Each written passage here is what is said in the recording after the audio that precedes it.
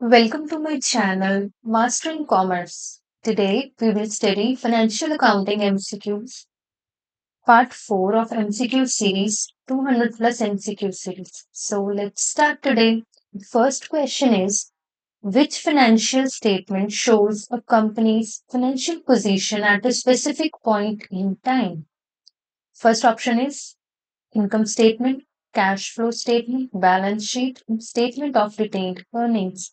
Question है कि इन सब में से कौन सी स्टेटमेंट है जो कंपनी की फाइनेंशियल पोजीशन एक डेट को हमें शो करती है।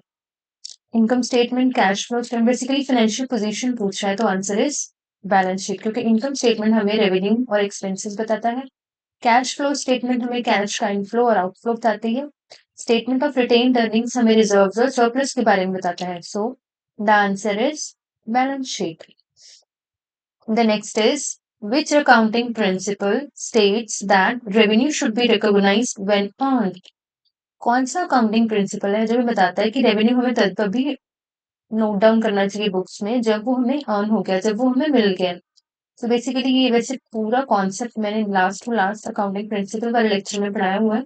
आप प्लीज उसे रेफर कर सकते हैं अगर बाकी भी आपने अकाउंटिंग प्रिंसिपल्स पढ़ना है।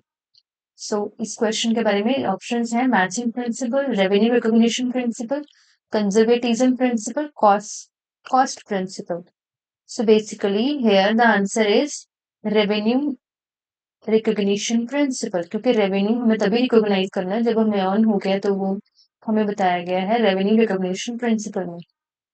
Third one is, which of the following is a liability? इनमें से कौन सी जो है वो लाइबिलिटी है? Answer A is inventory, B is accounts payable, C is equipment, D is prepaid rent. Inventory एक asset है, equipment भी asset है, prepaid rent भी asset है. So liability इनमें से हुई accounts payable. B is the answer. What does GAAP stands for? What does GAAP stands for? Basically, Journal Accounting and Auditing Principle, Government Approved Accounting Policies, Generally Accepted Accounting Principles, Journal Allocation Accounting Procedures. So here, GAAP stands for Generally Accepted Accounting Principles. Next question is, which of the following is considered a current asset? इनमें से current asset कौन सा है? Current asset basically जो एक साल के अंदर अंदर जिसकी वैल्यू एक साल के अंदर अंदर मिल जाती है वो होता है current assets. That is land, accounts receivable, building, equipments. Land basically हमारा फिक्स्ड एसेट है, बिल्डिंग भी फिक्स्ड एसेट है, इक्विपमेंट भी हमारा फिक्स्ड एसेट है। तो current asset here is accounts receivable. Next question is, which financial statement shows revenue and expenses? इनमें से कौन सी रेवेन्यू स्टेटमेंट है जो रेवेन्यू और एक्सपेंसेस को बताती है? Balance sheet basically financial position को बताती है। कैश फ्लो बेसिकली कैश के इनफ्लो या आउटफ्लो को बताता है। इनकम स्टेटमेंट बताता है हमें रेवेन्यूज और एक्सपेंसेस को। Statement of financial position that is same as balance sheet, other name of balance sheet. जी, तो here answer is C. Question number 7 is, the matching principle is best demonstrated by? Matching principle इनमें से किसको best, कौन सी wording है जो best बता रही है कि matching principle? The first one is recording expenses when paid, recording revenue when cash is received, matching expenses with related revenues, ignoring depreciation. So here the matching word matches the matching expenses with related revenues. जो भी matching expenses होंगे मतलब एक time period के जो भी expenses हमने किए हैं उसके रिलेटेड जो भी हमें रेवेन्यू जनरेट हुआ है वो बेसिकली बताता है कि मैचिंग प्रिंसिपल को। So C here is the correct answer. Next question is, which account would normally have a credit balance? इनमें से किन अकाउंट का क्रेडिट बैलेंस होता है? बेसिकली जितने भी एसेट्स होते हैं उनका डेबिट बैलेंस होता है और जितनी भी लाइबिलिटीज होती है उनका क्रेडिट बैलेंस होता है। और बेसिकली इनकम्स का भी क्रेडिट बैलेंस होता है, सच एक्सपेंसेस और एसेट्स का डेबिट, इनकम लाइबिलिटीज का क्रेडिट होता है। So cash is basically an asset, so debit. Account receivable is basically an asset, so debit. Revenue is basically an liability and income, so credit. Inventory is debit, so इसमें पूछा गया credit balance, so revenue, C is the answer.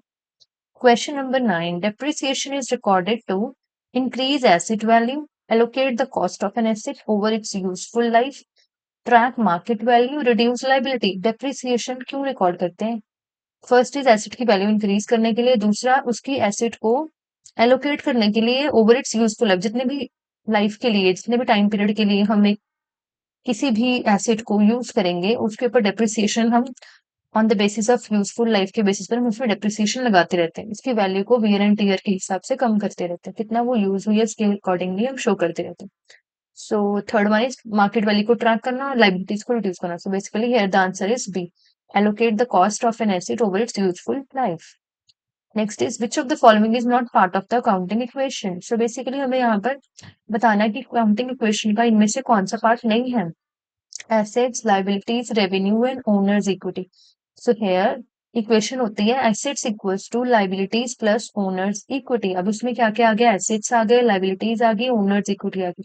जो नहीं है वो है revenue, और वही इस क्वेश्चन का आंसर है, revenue. C is the answer. Question number 11 is accrual accounting recognizes revenues and expenses. Accrual accounting कैसे recognize करती है revenue और expenses को? So the options are when cash is received or paid, when they are earned or incurred, only at year end, only when recorded by banks. So accrual concept का क्या होता है? देखो वो वेट नहीं करती कि कब हमें कैश रिसीव होगा या पे होगा। सो फर्स्ट तो बिल्कुल ही इनकरेक्ट है, थर्ड भी इनकरेक्ट है, फोर्थ बैंक की तो बात ही नहीं हो रही। So second here is the correct answer, कि जब भी कोई अमाउंट हमें अर्न हो जाती है या फिर कोई पेमेंट इनकर हो जाती है, तभी हम उसे रिकॉर्ड कर लेते हैं accrual concept में। So basically B is the correct answer. Question number 12, trial balance is prepared. Trial balance क्यों प्रिपेयर किया जाता है? Options, check if debit equals to credit, debit credit के इक्वल है, आईआरएस को फाइल करने के लिए, लेजर को रिप्लेस करने के लिए, नेट इनकम को बताने के लिए, डिटरमाइन करने के लिए। सो हेयर ट्रायल बैलेंस बनाया जाता है ये चेक करने के लिए, अर्थमेटिक एक्यूरेसी को चेक करने के लिए, ताकि पता लग सके कि जो भी डेबिट्स की अमाउंट है वो सब क्रेडिट्स के इक्वल है या नहीं है। So here the answer is a, A is correct. 13th question, which type of account is unearned revenue? Unearned revenue, जो रेवेन्यू अभी हमें मिला ही नहीं है, वो कौन सा अकाउंट है? एसेट है, लाइबिलिटी है, रेवेन्यू है, एक्सपेंस है। So basically here it is a liability account, जो कि liability side of the balance sheet में शो होगा। Next question is what is the main purpose of financial accounting?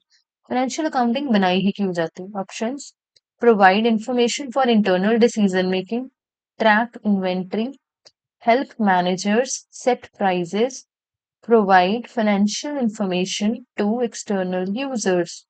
So here financial statements हम बनाते हैं basically external users के लिए, ठीक है जी।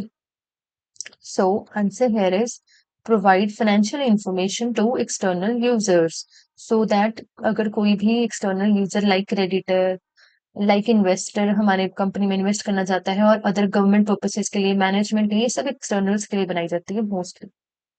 The next is which document summarize a company's revenue and expenses over a period of time?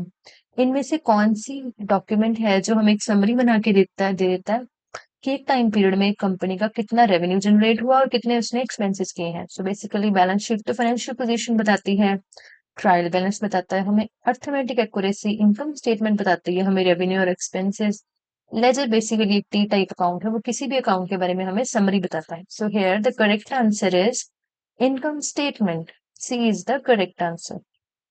So this is all about this MCQ series slide part 4. Please do like and share the channel.